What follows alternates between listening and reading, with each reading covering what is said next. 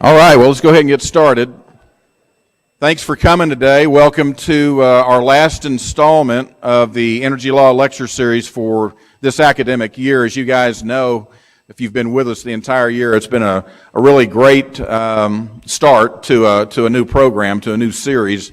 And just to give you a quick recap, just so you can remember the quality of speaker that we've brought in this year, we started with Russell Gold with the Wall Street Journal last fall, followed by Carlos Ortiz, who's with the Mexican government, Department of Energy, and talking about all the great changes happening in that country with respect to the oil and gas industry, followed by Corey Goulet, who's president of the Keystone XL pipeline with TransCanada. Talk about that issue that's been in the news just a little bit.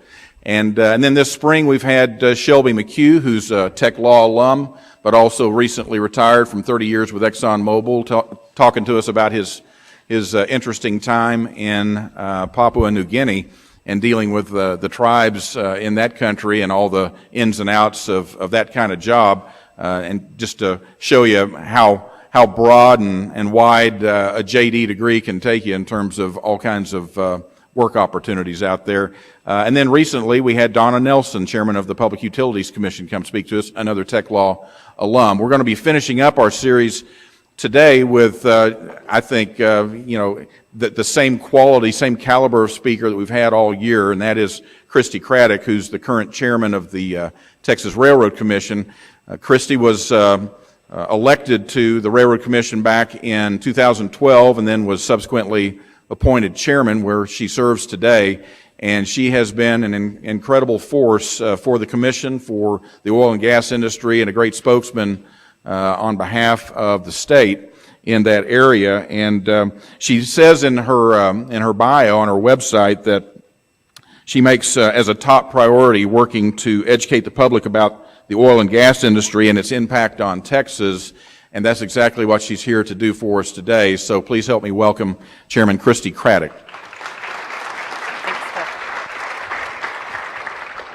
Good morning, and thank you. Can y'all hear me? Am I on? Yes. And I hope I'm as good as the Chick-fil-A y'all are having, because it smells good. And I kind of will say, when I was in law school, I always sat on the back row too, and now my eyes are completely ruined and I squint a lot. So move forward and think about some questions as we go along. Thank y'all for having me. I will say Bill and I've known each other for a while, so it's hard for me to call him professor, but I'll try to remember. I have been at the Railroad Commission now for 2.5 years almost. I grew up in Midland, Texas, so I do know a little bit about the oil and gas industry. My father has been in the industry my whole life, and after I got out of law school, I practiced oil and gas, tax, water, environmental law, and a little bit of public utility law. In fact, I'm in this same building, just a little further up the elevator as Donna is. So she is a good friend of mine, and our agencies actually work together occasionally. So you had a good speaker, I think, and she's really, really smart. We have a good time visiting back and forth, particularly on federal issues. But today I want to talk about the Railroad Commission really quickly because we have an odd name, and then I'm going to get into some of the rules and issues we deal with on a regular basis. First and foremost, as most of y'all know, we don't do railroads anymore. We always try to start that out, and when you talk to the older gentleman who asks you that if you're going to wear a hat, you know he was in the oil and gas industry, meaning a railroad hat, like the conductor hats. We do not do railroads, haven't since the 1980s, and this afternoon there's a hearing in Austin to see if we're going to change our name again on the House side, so we'll see what happens. I'm not hopeful, but we'll see what happens. So that is an ongoing debate for us.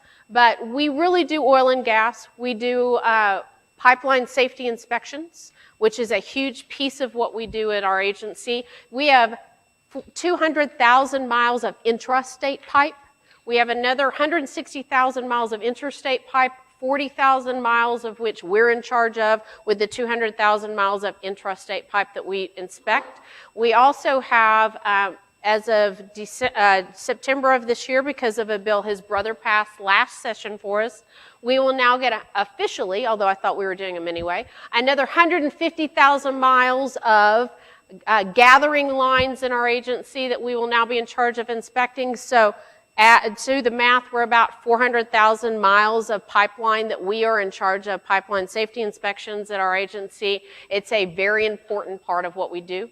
Another part of our agency is surface mining. All the coal mines that are in East Texas and a few in South, we are the regulatory body for surface mining. So surface mining is a big piece of what we do. 37%, as y'all heard from Donna last cycle, 37% of our electricity in the state is from coal mines. We don't have the ones you dig down that you think of in West Virginia that they are down in the ground. We do strip mining in the state. So we do surface mining in the state. We regulate that. We also have uranium mines in the state in South Texas, so if you want to do initial uranium mine exploration, you come to this agency. We also do gas rate utilities. So for anybody who has natural gas that comes into their home, we are the rate regulator for that, whether it starts in a city, and which it does in Lubbock. Actually, they start their rates here, and we are the appellate world for the cities. Or if you live outside of a city, then the rates start with the Railroad Commission. And the biggest part of what we do is oil and gas. It's what everybody thinks about hopefully, when you think about the Railroad Commission. We do a lot of it. So a little perspective, we're at 1986 numbers, what I'm getting ready to tell you, and these numbers are from March, April of this year. We are producing in the state 2.2 million barrels of oil a day. That's a lot of oil, and again, 1986 numbers. We have not seen this high. We were at 2.4 million barrels of oil in January. We've dropped a little bit, partly because the price is going down. We have about, right now, 300 rigs running in the state. That's down quite a bit. We had 800 running at the beginning of November. You've seen a drop. However, with the drop, we still see the majority of our rigs, about half the rigs running in West Texas. So that's a plus for us economically. But you've seen a big drop, and we expect that to level out as we go into the next year.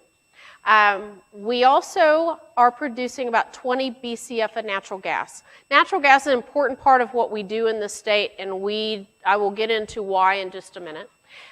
We last year, when you're going to drill a well in the state, you have, for an oil well or a natural gas well, you have to come to the Railroad Commission first and get a drilling permit. That is the ultimate thing to get. If you don't, then we will shut you down immediately. If you don't follow my rules, we shut you down or find you. So last year we issued 30,500 drilling permits. That's a lot of drilling permits. We have 1 million historical wells that have been drilled in the state. We have 254,000 active oil and gas wells right now in the state. So we are the biggest. We always like being the biggest, but we're the biggest by spades in this country right now. We issued 29,500 completion reports last year. So you drill an oil and gas well, you get a permit. You have about 9, we are working in fact, we are just adjusting our rules, so you have 180 days to file a completion report. So 180 days later, you come in and file a completion report with 44 things on it that you have to give us information about. We processed 29,500, and we are 8,000 behind. That gives you an idea of how active we are right now in the state. So a lot going on at the Railroad Commission, numbers-wise and across the state, but I want to start with some history because it's really important to bring us up to where we are today, and then I'll go through some rules and where I think we've got some opportunities and challenges going forward. So if you grew up in the Permian Basin and in 1986 when the world busted for oil and gas, a lot of people left this country. And they said, we're done in Texas, we're done in the United States. We see that we're going to have some historic fields that process oil, and we'll get some oil and natural gas out. But we are, as the United States, a country of less, and we need to go overseas and try to figure it out better. And I always think it's interesting what a little innovation happens, and we've innovated in this state. So in 2006, and even before that, let me back up for a second. 60 years ago this past year, we started fracking in the Barnett Shale. This isn't new technology. The lack of information is a challenge for this industry. We started fracking the technology. I'm a UT grad, so let me say this. We use this phrase in Austin. What starts in Texas changes the world. What starts in this industry changes the world. And so in 60 years ago, we started fracking in the Barnett Shale, up in the Metroplex. We've used the technology for 60 years. We have fracked over 1 million historical wells, gotten another 7 billion barrels of oil out of the ground than we ever have before because of a well completion technique and a technology we've been using for a long time. So that with horizontal drilling, which literally, as most of you have figured out, you go down a mile or two, take a curve and go out. And in this state, we go out a mile. If you're in North Dakota, you're going out as far as 2 miles down the road within millimeters of the pools and shale plays. So we started again in Texas. A gentleman named George P. Mitchell, who, if any of you are from the Woodlands, he developed the Woodlands. Mitchell Energy, big energy company out of the Houston area. He spent 17 years in the Barnett Shale trying to merge horizontal drilling with hydraulic fracturing. 17 years, and a lot of his own shareholders' money and a lot of his own money. And figured it out and basically gave the technology away in a lot of respects. Now, don't get me wrong, he made money, but he gave the technology away. And so in 2006, this latest shale revolution that we all hear about, which it's going beyond shale, and it is beyond a revolution because it's now sustained economic growth long-term for us, started in the Barnett Shale in 2006. Natural gas play, shale play, and he figured out how to merge those two technologies. In 2010, we issued 2,200 drilling permits up in the Barnett Shale. Last year, 480. Price of natural gas at the time of 2006 was $12. The price of oil was $20. Price of natural gas this morning was about $2.75, $3. Price of oil is hovering 58 to 60. It'd be nice to get to 60. 48 at the well, 48 at WTI, which I'll talk about that in a second. So the prices can bump up and down, but what he did was start and make us realize in this country that we have more natural gas. We're the 4th largest natural gas reserves because of that technology in the world. Russia, Kazakhstan, Azerbaijan. I always forget and we're 4th. We're the largest oil and gas producer right now in the world. We are a country of plenty, not a country of little, which is going to make a challenge, just the challenge for us policy-wise changing. So what started in the Barnett Shale went all over the country. You see it in the Marcellus, you see it in the Haynesville, ended up down in the Eagle Ford. Any of you from South Texas? Anybody from South? We got to get some South Texas folks in here.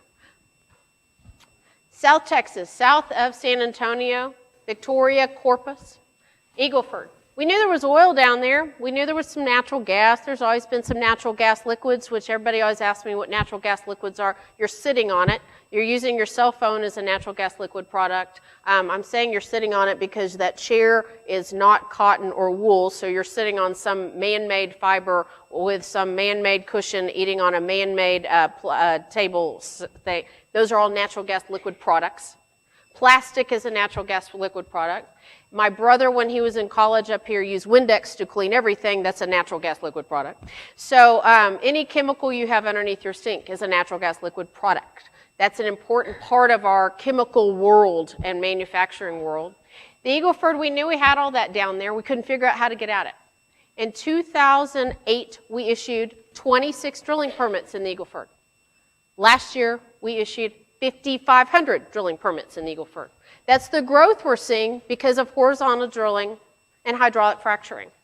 And what we have found is the Eagle Ford, to me, is an interesting geological formation. And remember, our geology doesn't stop at our border.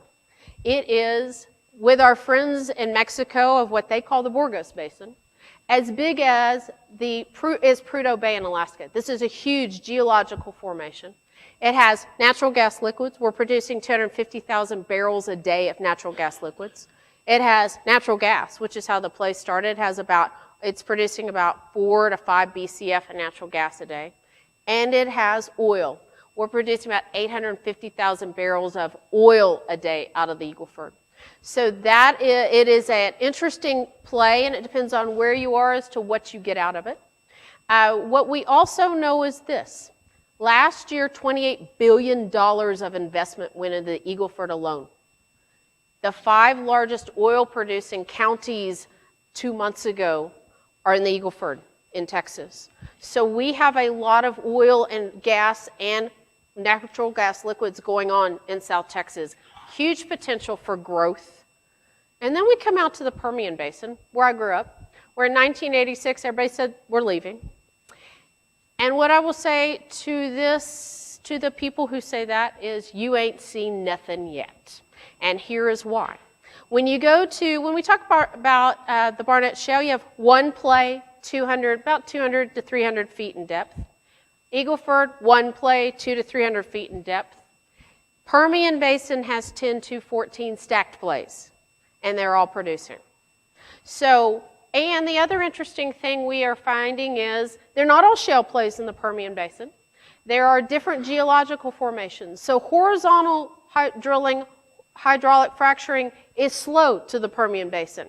Just this past September were the number of permits for horizontal drilling the same in the Permian Basin as they were for vertical drilling. So the technology's just getting here. So, and they're producing 1.1 million barrels of oil a day, another 3 BCF of natural gas. The potential in the Permian Basin, and because we're close to New Mexico, we talk about that we would like them to share. But I'm talking about Texas numbers only. The opportunities in the Permian Basin for a proven reserve play long-term are huge. And it is just beginning out here. So great opportunity. And I think that is one of the challenges as we are doing rules at the commission and looking at what goes on of what we're going to do and how we do it better. So when you are studying oil and gas and you're studying energy, you look at, and by the way, I never remember case names or bill numbers, so I can't quote you a case name, but I can tell you what some of them do. But as you're looking at and shepherdizing and going through, you'll look and see there's not a lot that isn't already established in oil and gas for the Railroad Commission. And so when you're looking at energy, energy's huge. I've already figured that out. When you talk about the Railroad Commission, we are one little bitty slice of energy. Oil and gas is a huge world. We do one little bitty part of it, which is the most important part, I think, because you can't drill without us.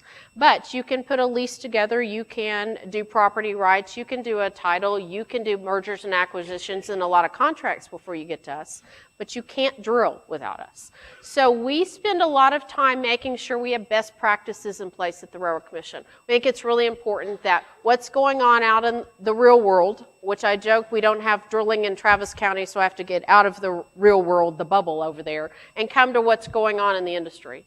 And we have 9 field offices outside of Austin. So we have a lot of inspectors and a lot of people who work with operators day to day. We get feedback from them. We also get feedback from operators. And we have had in the last few years some really active rulemakings at this agency, which is a little bit unusual.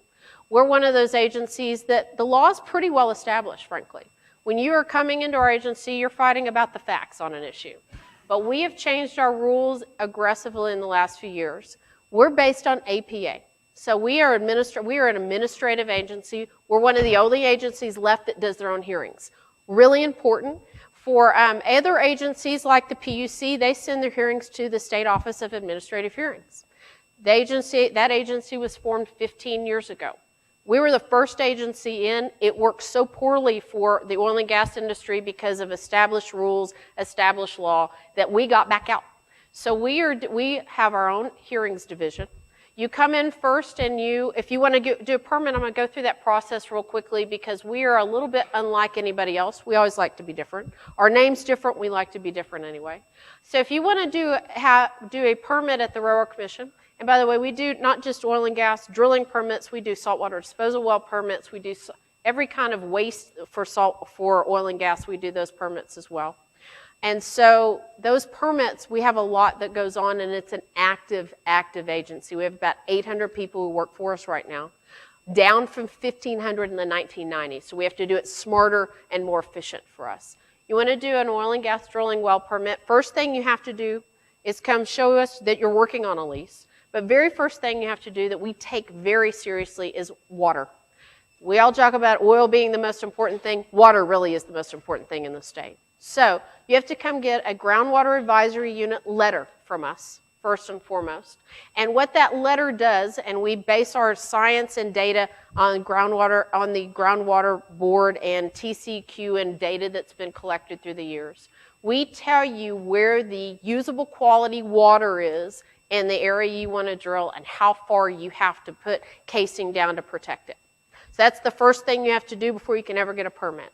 Then you come with that letter with your lease to prove you have a lease, and you can file for a permit. We can process a permit in 2 days. Last year at this time, we were at 45 days. It isn't because we are we have less drilling. It is because we have worked on efficiencies and we are upgrading our IT, which I'll get into in a minute, because some of y'all won't even understand what I'm talking about, our IT so bad. We're working on that. We've come a long way.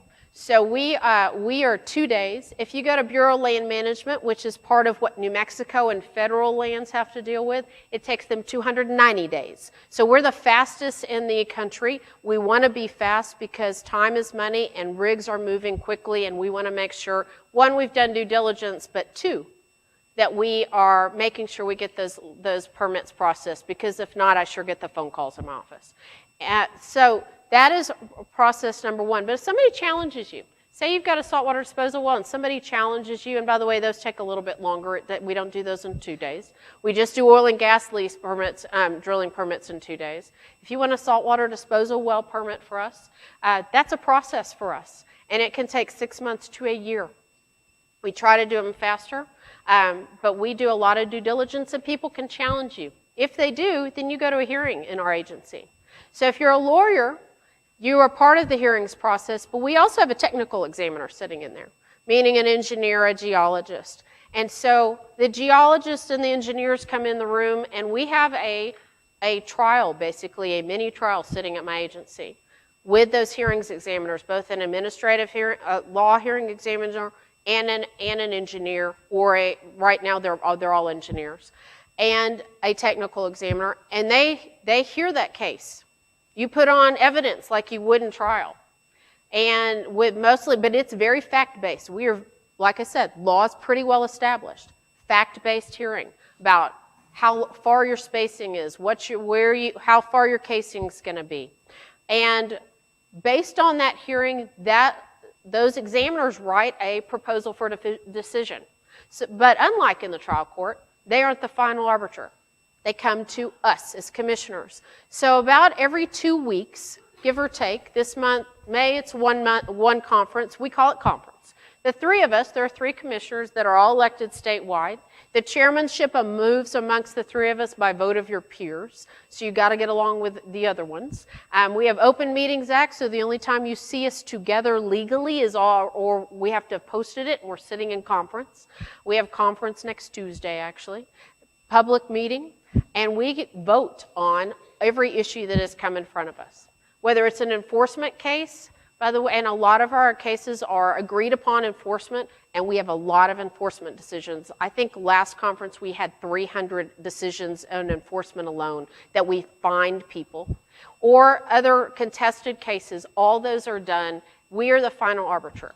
If somebody doesn't like what we do, they're allowed to appeal it to the district court in Travis County and or the Third Court of Appeals, depending on the process. So the Third Court of Appeals for us is really important, by the way. We like them. We try to get along with them. They don't overturn us very often, but if they do, you see it go up to the Supreme Court. So that's a process thing. But I want to go through rules really quickly because we have worked on rules a lot. One of the rules we were working on when I was running for office 2.5 years ago was what we call Rule 13. It is our casing well integrity rule. We have had a rule in place for 50 years. This is not new stuff for us. We're probably the preeminent agency in the country and almost in the world, because we have people from all over the world and countries from all over the world come and try to figure out what we're doing and how our processes work and what our rules are. We were working on this rule, and Rule 13 was a bad name when I started this process. We really didn't go out, ask industry what their best practices were. We just put something out there as an agency and said, no, let's see if y'all like it. Not a good thing to do. It's kind of what EPA is doing right now with BLM rules. They're trying to just put fracking rules out there. It's sort of where we started. The bottom line is This industry has best practices in place because they want to do it best. They get what's going on in the industry, and we spent 18 months redoing that rule. It's a huge rulemaking change for us, huge. Biggest rulemaking change we've had in probably 20 years.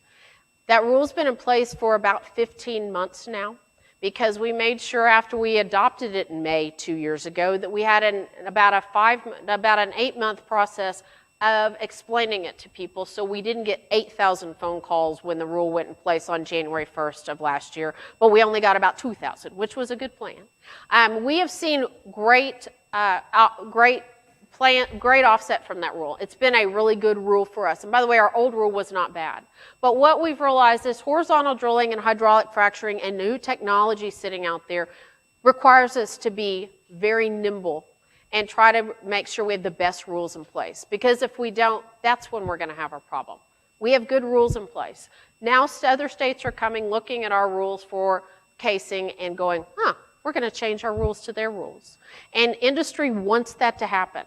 They will tell you, and maybe they have, but I believe that the best regulated industry, they want to be regulated because they want to have good rules in place and they want to have the best technology available to them. And that's a big our challenge. Agencies are slow. Government's slow. We work slow. But this industry's fast. It is moving very, very quickly. It's moving faster than the speed of light, literally. And we are trying to figure out how to keep our rules up to date. So casing rules were important to us to make sure they got put in place, new rules. The second rule, and it's I think the beginning of an industry for us, when I said earlier, water's the most important thing we do. It's the most important thing we do in this state. And you don't have to live or grow up in West Texas to know water's really important. We're all sitting there drinking our bottle of water that's $1 a pop for a liter. A barrel of oil is going for $50. If you're talking about a gallon, what are you paying, $2.50? Water's expensive. We just don't realize it. We get it cheap, but it is probably the most expensive thing we're doing. And the drought's been a good thing for us, frankly, as an industry and as an agency. So a couple things we've done, and a few things the industry's doing and trying to do smarter, and we are encouraging them with carrots, not sticks, is figuring out how to use water smarter. When you look at the oil and gas industry, they use 1% of the state's water. 1%. Agriculture uses about 60%. And cities use about 27 to 30%.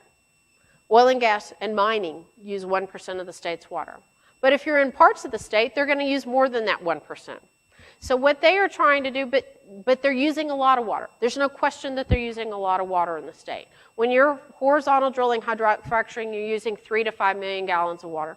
That's a lot of water. So they want to make sure they're doing it smarter. A couple of things that they've managed to do. Again, carrot, not the stick, which is how we try to work with industry, is one, figure out how to use a lot less water technologically than they were. So if you go to the Eagle Ford 5 years ago, they'll tell you they were using 10 million barrels of water to frack a well. They're now using about 7. That's a huge decrease in a big well. Two, industry's also using a lot more brackish water. We've got more brackish water than we know what to do with in this state. Not as much fresh water as we need, but more brackish water than we know what to do with. Particularly out here in the Permian Basin, they're using primarily brackish water in most of their wells. The chemicals technology have gone that direction, so it is a plus for us. 3, and one of the rules that we implemented 2 years ago now, was to make sure they're recycling water. That's where I think the opportunities are, number one, technologically. If you asked 2 years ago, industry said, we want to figure out how to recycle water and desalinate water and use it smarter. The technologies were just beginning. We are seeing now that technology boom. And so you see mobile recycling, you see saltwater disposal wells that are recycling water, that are using the solids for road base, that are then reselling water. There's a whole market going on. You're also seeing if you a closed loop system, so if you're a big enough per scale company out in this area, particularly the state, it works best in the Permian Basin recycling right now. The flowback water that comes back up can be recycled. If you're in South Texas, only 15% of their water comes back up. If you're in the Permian, they get almost half of it to come back up. So it's a bigger market. Bigger people are playing out here. It's easier to move water when you don't have hills, too, by the way, when you think about it. You're not having to build closed-loop systems. You can build it build it on flat ground. And they're using flat tubing so they don't have to dig trenches. They're using flat tubing that expands when it moves. Technology that wasn't there 5 years ago. So that opportunity, our rules have been in place for 2 years. Because of recycling rules, we are seeing more companies use recycling and desalinate their water. That is a real opportunity, I think, going forward, because water is important. The other thing we put in place 3, maybe 4 years ago now, we were the first state in the country, or maybe the second, there's a question, is we use an agency called Frac Focus, and we make companies report to Frac Focus what they're putting down the hole for frac water. We're the first state in the union, or one of the first. Like I said, there's an argument whether we were first or second. But we have done that, and companies wanted to do that voluntarily. Now you're seeing most states start using Frac Focus, and even the federal government thinks that's a good idea. So, which means it might be a good idea because the states usually have good ideas ahead of them. So we are using that for water. We think that's important because we want people to have the ability to know what's going on. And the other issue that I think that we're all watching going forward, rule-wise for us, that we actually fixed. It's one of those things Texas Supreme Court came down with a ruling, and we got to fix a problem, and the legislature doesn't want to, which we're always glad when the legislature's in town, but we're also glad when they leave. They don't understand most of the time oil and gas, and they come up with great ideas that we then get to implement, which isn't always good ideas, and not always where the industry is going. So one of the issues that, and some of y'all, if you haven't, you'll get an opportunity hopefully to learn about this case. It's called the Denbury case. Been to the Texas Supreme Court, has to do with pipelines. It came out 4 years ago now. Has to do with pipeline classification. So I told you one of our most important jobs is pipeline safety inspections. But you also, before you build a pipeline in the state, you have to come to the Railroad Commission and get a T4 permit. For an intrastate pipe, actually for an interstate pipe too. And we classify, as an agency, the kind of pipe you are. You're either a gas utility, you're a private entity, or you're a common carrier. By statute, if you're a common carrier, and we classify you as such, you have the ability, if necessary, to use eminent domain to build your pipe. So, a little controversy with eminent domain in the state. People want the private property rights. That's a big piece of what we all make sure we protect. The Denbury case out of the Texas Supreme Court decided that the pipeline that Denbury was building didn't have a second person on the pipe that they were selling to. They were classified as a common carrier, and they were selling to themselves, which didn't classify them as a common carrier. You have to have a second or third party when we classify as a common carrier. You have to have a second or third party that you're going to sell to. You cannot be selling from yourself to yourself. That doesn't classify you as a common carrier. That's a private entity. So that's the Supreme Court rule that Denbury was selling from themselves to themselves, and they didn't have the right to be a common carrier.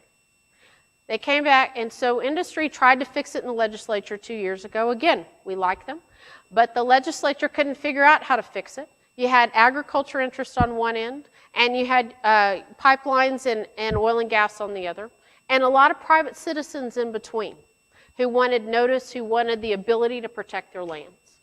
And so it came back to us this past year, and we did classification, redid how you come get a pipeline T4 permit from the Railroad Commission.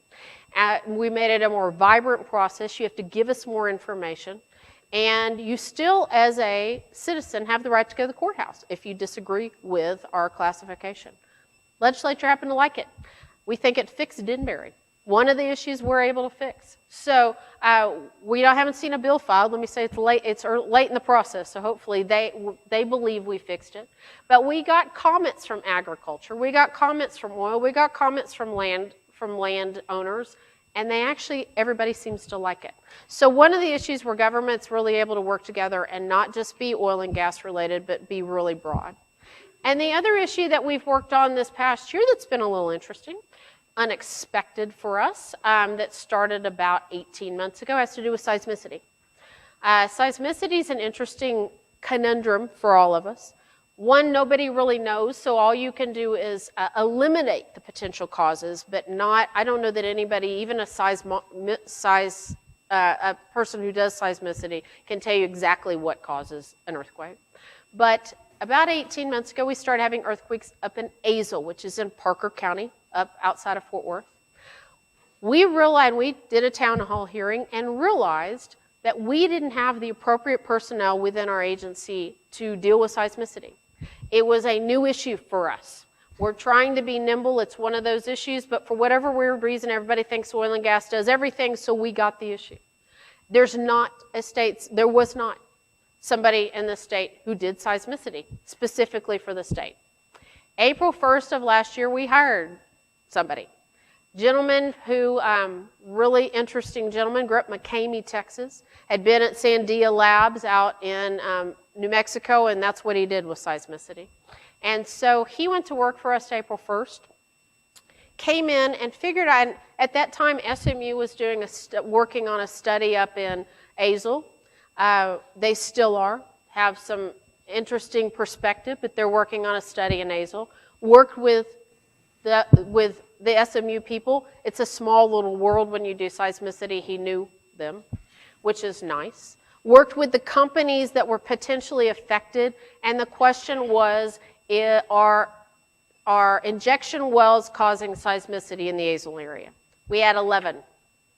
Went out, inspected, asked for a lot more data from those companies, and has been working with that data with SMU and with those companies. Because look, some of these companies are the biggest, smartest companies in the world, and they plan for those risks and don't want those risks. This is a challenge for every company, for every state government to figure out how to manage risks, right?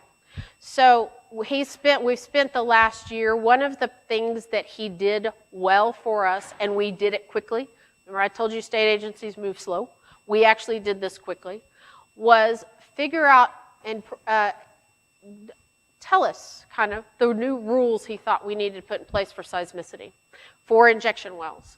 And we agreed, and so in September of this past year, he came on in April, September of this past year, we put new rules, additional rules and safeguards in place when you are coming in to do a saltwater disposal well.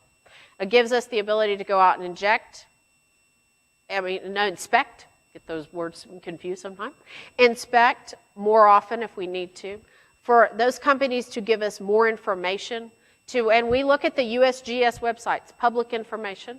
And you have to give us more information off their website too. If there's been an earthquake that is cited by USGS in the area that you're going to want to permit a injection well, you have to be able to give us that information as well.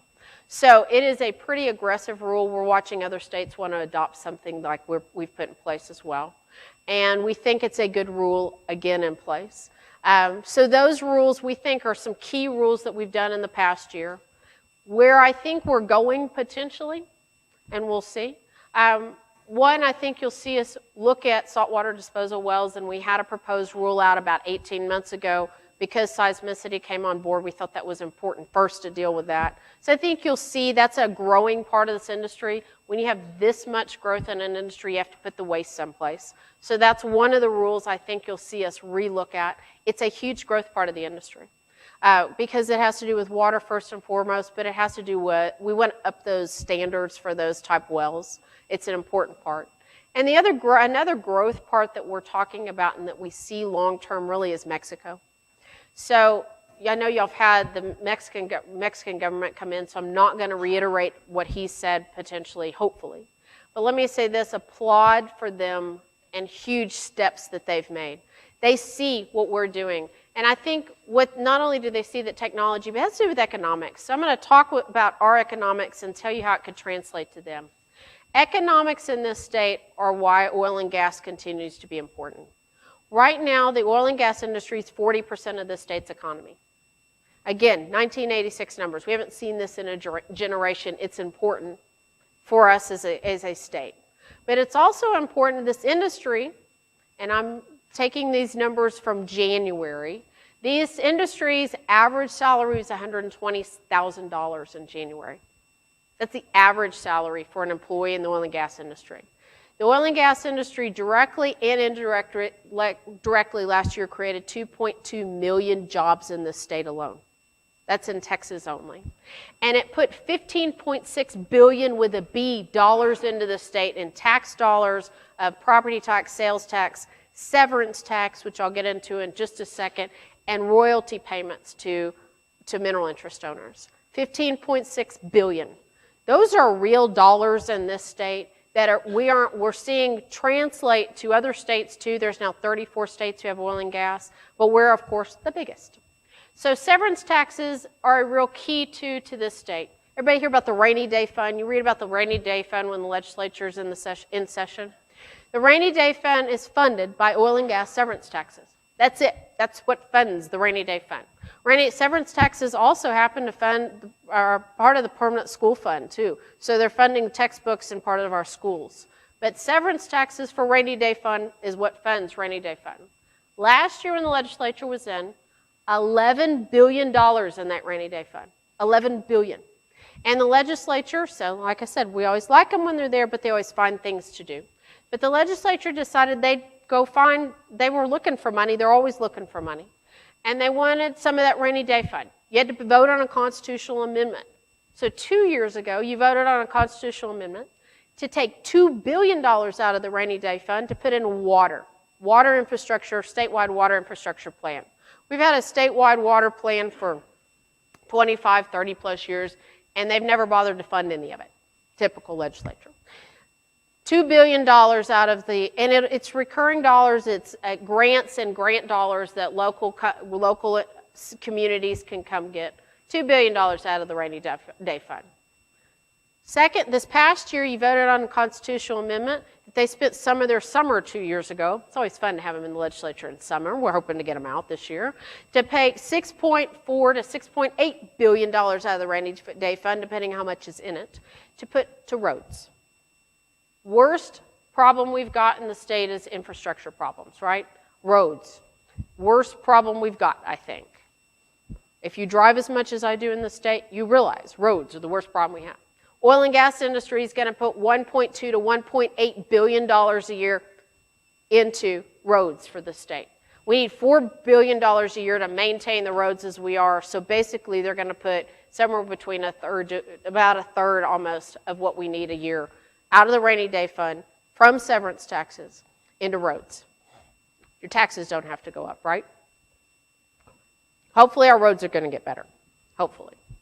Although I had my car realigned last week, and I'm going to tell you it already needs it again. So that is a challenge with roads. But that even we spent all those dollars.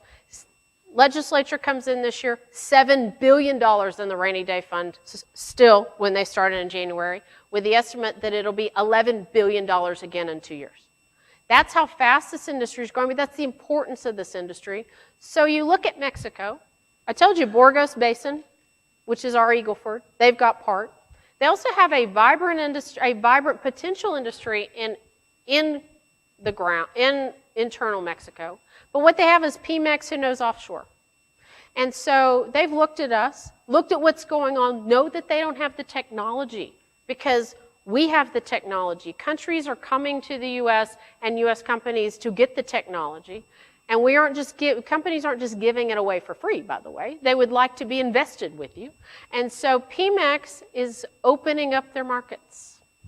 What does that mean? I think we're trying to figure it out. But what we do know is that the president of Mexico has taken some really bold steps. They think they're going to have rules in place in a year. I told you it took me 18 months to get one rule done, so that's pretty impressive. And I think you'll see Mexico in a few years opening up their markets vibrantly. Here's some of their challenges before they can get there, at least in the Burgos Basin and on our side. First and foremost, they have a little transportation problem. You can drill all you want, but if you cannot get it to market, whether by road, by railroad, or by pipeline, it doesn't matter. It's going to sit in the ground until you can make it marketable. Burgos Basin doesn't have any of the above yet. But there are 3 announced pipelines coming out of Texas, cross-border, not having the problems that the Keystone Pipeline's having. The federal government's permitting those pretty easily. We like Mexico apparently a lot better, or something. But those are getting permitted pretty quickly. So that's an opportunity for them to continue their infrastructure. There's a road being built that goes from Midland, Big Spring, all the way, from Lubbock, Big Spring, Midland, all the way down to the western side of Mexico. It's built on our side, being built on their side. Opportunity again. But transportations are real key. 2, where are these people going to live? So we have thousands of people. I told you this industry has employed 2.2 people directly and indirectly.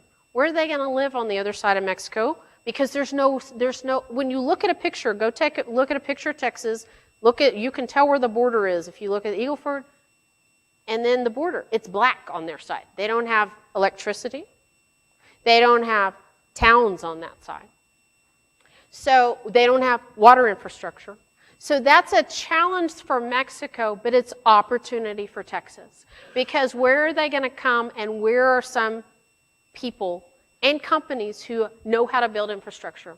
We're on their border. We're sitting here. So the community sitting along our border from El Paso all the way to Brownsville are excited about what could happen with the Burgos Basin. They're excited about Mexico because they really see opportunity for both sides of the border. And the other challenge we obviously have, and Mexico's got to figure out how to address it, is what we're going to do with safety issues along our border. That's a real challenge. And until Mexico figures out how to address it, I'm not sure what we do to help them except to say this. We're paying $120,000 on average in this industry. If you want a real job, a legal job that is a good job, come work for the oil and gas industry and get out of the illegal drug trade. So that's an opportunity for us to give to them. And we're excited about trying to give them those opportunities because, look, Mexico shares our border, but it also shares our water source and our air sources, our air pollution. We want them to do it right. We need them to put good hydraulic fracturing rules in place. We need them to put good air quality rules in place because what we're seeing from the federal government is we get the EPA comes down and tells Texas what to do with our air. We get Mexico's air. We want to make sure, and they don't consider that we get Mexico's air, but we get Mexico's air. So that's a challenge for us, and we want them to do it well. So we're working cross-border with them when asked. Companies are working cross-border with them because we want to have good infrastructure put in place. And am I missing anything else? Anything else y'all got questions on? The last thing I want to say is when we are talking about feds versus state, the answer is this. We do it better. We've done it for a long time. We've had rules in place for a long time. The federal government's always catching up behind us. So you see EPA trying to put rules in place for fracking. We've had rules in place for 50 years. This isn't new stuff for us. Not new stuff for New Mexico, Oklahoma, Louisiana, any western state that's had oil and gas. We kind of know how to do it. We want to make sure we continue to do it well. And where Texas is best situated is this. One, we only have 5% of our lands are federal lands. So that's plus for us. We don't have to deal with the feds that often, but when we do, we want to work with them well. And 2, as this industry continues, and it is going to continue, OPEC realizes that we are now part of the conversation in this country. We're taking 35% less oil today from OPEC countries than we were a year ago.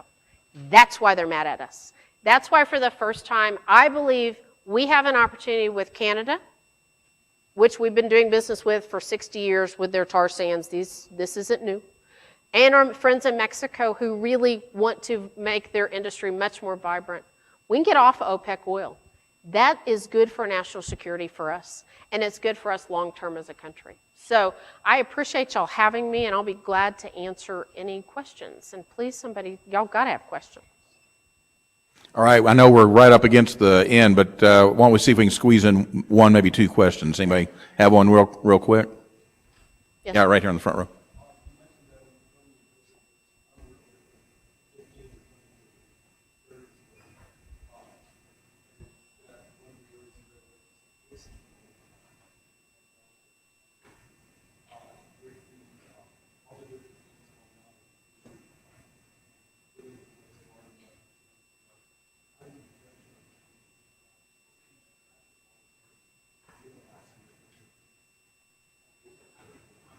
Yeah, can you restate that? Sure. He wanted to know how we deal with the impact of the different formations in the Permian with the waste. And what, let me say, I just highlighted 2 of our rules. We have about 50 plus.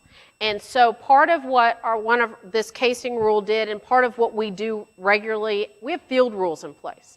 So that are statewide and or regional field rules. So in the Permian Basin, for instance, we have a rule in place that talks about spacing for this sprayberry. We've just redone that rule in the past year, so we could make sure that rule not only deals with vertical wells, but horizontal wells. When in completion reports, and we only allow spacing so close, we again ask for operators to give us input, and we have rules in place, for instance, so you can only drill, you can't drill real close to each other, you have to be so far apart for drainage issues. We also have rules if you have a spill that you have to clean it up. We have rules for flaring. We have enough rules that you probably could outrule you. And we go out and inspect those wells too. We think it's really important to make sure we inspect those wells. And if you are not following our rules, one, we make you clean up or resolve the problem. We enforce that, which means we fine you.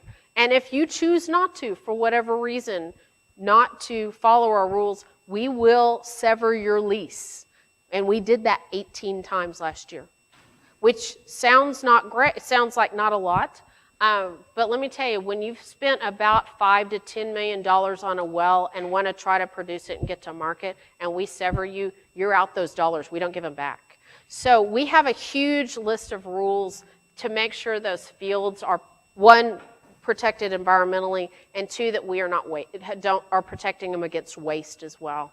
And the rules are endless. We're out of time, but let me make 2 suggestions. One is if you still have a question for Chairman Craddick, come on down and ask her when we adjourn. Secondly, she's going to be guest speaking to my Oil and Gas 2 class in 5 minutes at 1 o'clock in room 109, and you're invited to join us there if you want to continue having a discussion. Please help me thank Chairman Craddick for being with us.